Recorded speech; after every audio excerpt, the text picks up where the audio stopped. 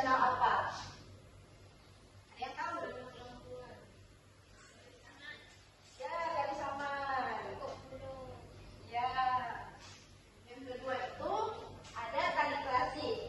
Tarian yang berkembang di lingkungan kerajaan atau istana. Yang ketiga itu tari kreasi.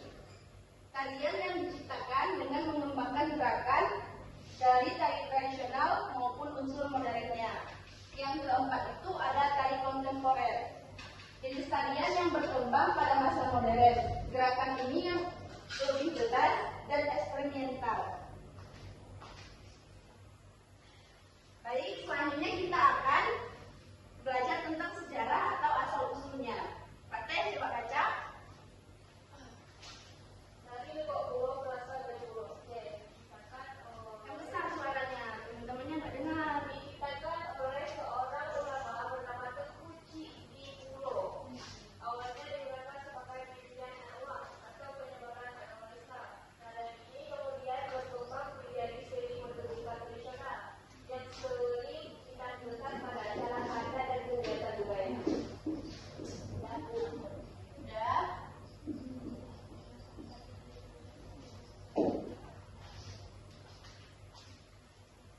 Jadi, inilah sejarah atau asal-usulnya tarian Liko Pulo itu. Selanjutnya, ciri-ciri tarian Liko Pulo.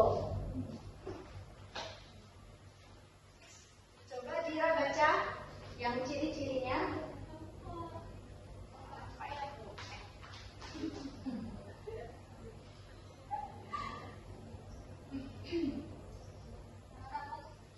Yang ciri-cirinya.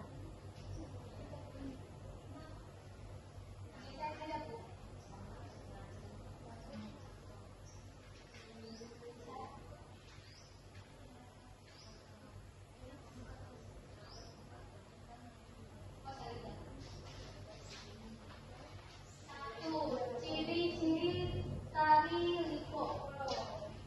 Beberapa ciri khas tari Liko Pulo yaitu yang pertama dibawakan secara berkelompok, penari duduk berjajar dan satu barisan, gerakan dilakukan secara kompak dan serampak.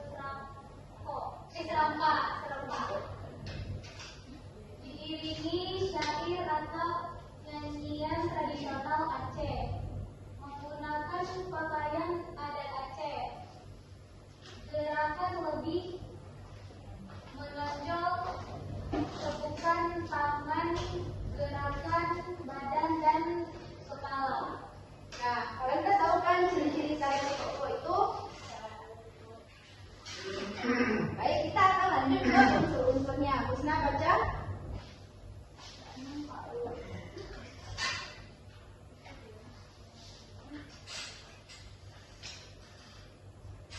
Gak kelihatan ya? Di sini berdiri.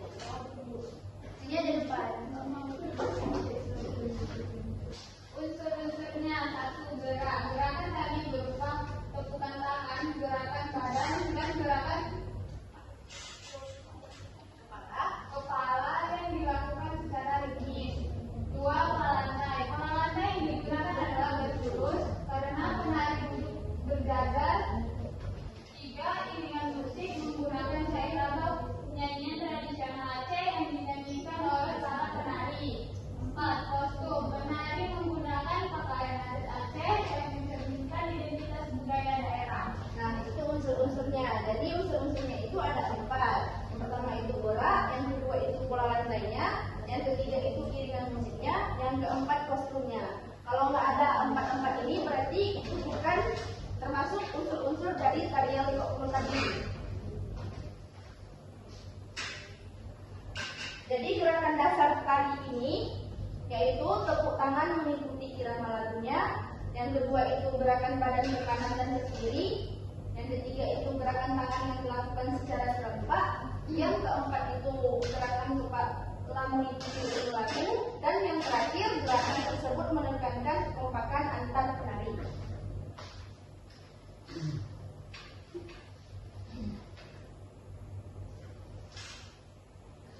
Selanjutnya itu fungsi seni tari. Seni tari itu memiliki beberapa fungsi, yaitu sebagai hiburan, sebagai sarana upacara atau ritual, sebagai sarana pendidikan, dan